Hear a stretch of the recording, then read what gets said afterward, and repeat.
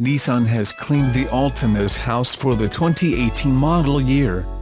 There are some new tech additions, and some removed trim levels, and on the whole, the prices don't change all that much. The major addition to the 2018 Nissan Altima is the inclusion of standard autonomous emergency braking and forward collision warning on every trim level. The top-tier Altima 3.5 SL also gets adaptive cruise control as standard, along with an infotainment system that includes navigation, Apple CarPlay and Android Auto. Nissan also removed two trims, the base 2.5 and the sportier 3.5 straight-ins. The now base Altima 2.5S starts at $23,140, a bump of $240 over last year. It, and every other 2.5 model, packs a 179 horsepower i4 gas engine. A CVT is the only transmission on offer. A 5-inch infotainment system is standard, as are power windows and a backup camera. A power driver's seat and remote start are optional. The next trim up is the SR, which adds sportier elements like smoked light housings, paddle shifters and unique interior accents. The suspension is also a bit stiffer for a sportier driving feel. That one will set you back $24,200, which is $270 cheaper than last year. The top two trims are SV and SL, the latter of which arrives with fancy kit like a premium audio system, heated leather seats and additional safety equipment like blind spot monitoring and rear cross traffic alert. SL models can also equip a 270 horsepower, 3.5-liter V6 instead of the 4-banger.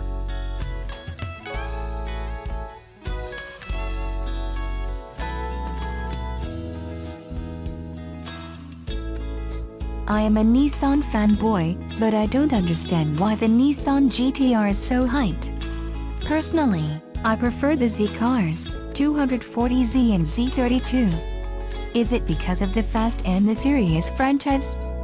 Because I see all these GTRs that are 500 plus bhp and honestly, no one needs that much power, asked one Nissan fan today on Reddit, generating these interesting responses from fellow GTR fans. User Spoojato18 agrees that the Nissan GTR is overrated, but brings 5 reasons why the car is popular among many drivers. The GTR lineage dates back to the 60s, and it was more or less a sporty rear-wheel drive car that led Datsun to the right formula required for an affordable, fuel-efficient and reliable fun car. In the late 80s, as all-wheel drive cars started to get more refined, the R32 model had acquired this, coupled with the famous RB25, followed by the RB26. Both engines are very tune-happy, superbly reliable for the power they handle, and the sound.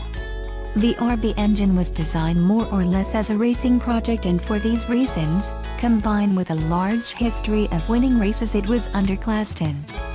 Fun fact: Nissan was banned from using the R32 for a couple years due to the technological advancements not yet acquired by other manufacturers, and they ended up detuning the racing engines, but still went often. It is an overrated car, no doubt, but it has strong roots. There are some factors other than the history that make these cars popular. The importation laws require the said car to be 10 to 15 years old depending on location. The R32-34 are all able to be shipped over now. 1. A huge aftermarket for every aspect of the car. 2. The overall style and design of the car is reminiscent of the racing heritage that Nissan held over the years. 3. It's featured in almost every single licensed racing game made since the mid-90s, with titles like Gran Turismo, Forza, Grid, etc. 4. What's not to like about a car that can easily make power and handle it safely? I do agree that not everyone needs 500 horsepower, but some people do use it. This vehicle is designed to compete with cars worth twice as much, as it always has been with the GTR. Since this is Nissan's halo car, you could argue it is getting dated now, as Chrysler has the 700 horsepower Hellcat amongst other companies offering large power. I own a 90S 13240SX, and before that I had an 04 Frontier and 08 Frontier respectively. Always wanted an R chassis myself, but yes, I do agree it has gotten a little out of hand, in terms of the hype. No one needs that much power. User K31 Advice 96 comments that nobody needs that much power is always a terrible argument without qualification. The C10 Skyline GTR had an absurd engine for its time. It sounds like nothing special now, but keep in mind that at the time the Corvette in 1970 had maybe 64 horsepower per liter while the S20 engine pumped out 80 horsepower per liter. It was like the Honda F20C with how much power it extracted out of a tiny displacement. The engine was basically straight out of an R380 race car that competed directly with the very best of Porsche, and then they dropped it in a Skyline and took it racing. That car was the C10 Skyline GTR, and it completely dominated Japan's touring car racing. And then Nissan produced a homologated version for mass production. Touring car racing at the time was not some absurd thing that had no bearing on the actual car, so you can see how GTR fans became a thing there. The next generation that really left an impression was the R32 GTR. Again, the story was very much the same. The RB2060 ETT was purpose-built for racing, the 2.6L displacement specifically chosen to give it the best chance of beating the competition. The R32 GTR dominated touring car racing, and the production model version was almost the exact same thing with some extra luxuries. If you decided to build the engine without regard for emissions or everyday drivability, it's entirely possible to get up to the 650 horsepower that some other race cars got to. I would say that the R34 GTR received its reputation because it was the last of the inline-6 Skyline GTRs and because it was in Fast and the Furious. The R35 received its reputation through Nürburgring lap times. But are these cars overrated? Yes. They are not the fastest, wildest things out there. But there is more to the Nissan GTR than having that status. As the saying goes, everything has its price, and that includes the 2018 Nissan Altima.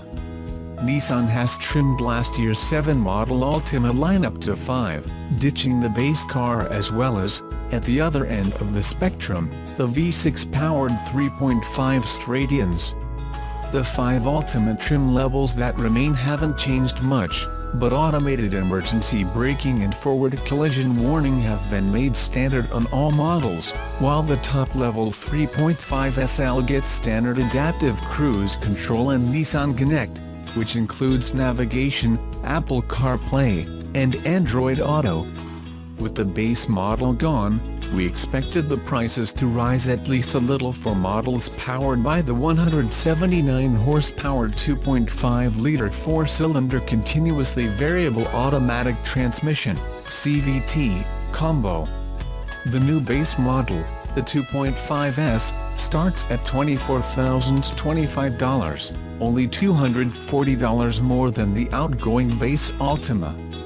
At $25,085, the jazzier-looking 2.5 straight-ins is actually priced $270 less than last year's model and gets smoked headlight and taillight housings, fog lights, a deck-led spoiler, a power driver's seat, manual shifting capability for the CVT, paddle shifters, leather on the steering wheel and the gear shifter, sport-themed trim, a tweaked suspension, and special 18-inch wheels.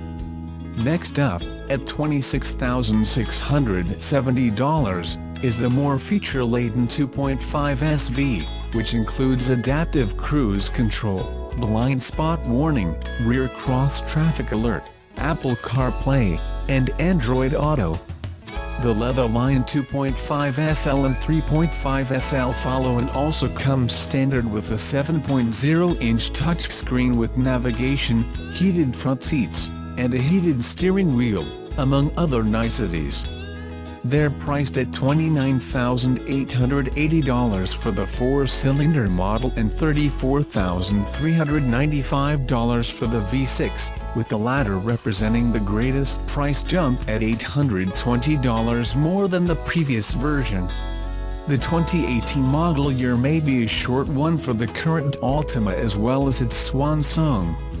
A redesigned 2019 Altima is expected to hit dealerships before summer, and while we know a fair amount about the car already, the only thing we know about its price is that, well, it'll have one